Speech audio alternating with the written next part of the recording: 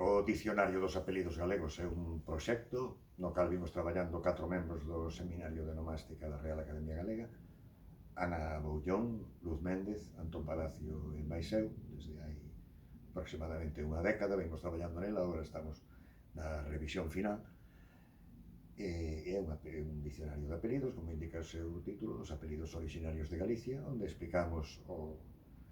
a categoría do apelido, se é toponímico, se é sobrenome ou se é patronímico, a etimoloxía da palabra que o orixinou, damos registros históricos do apelido recollidos na documentación desde a Idade Media ata a actualidade, e finalmente explicamos a distribución xeográfica que ten hoxe en Galicia cada un deses apelidos. O proxecto está finalizado, como digo, estamos na revisión final, posiblemente se publicará este mesmo ano de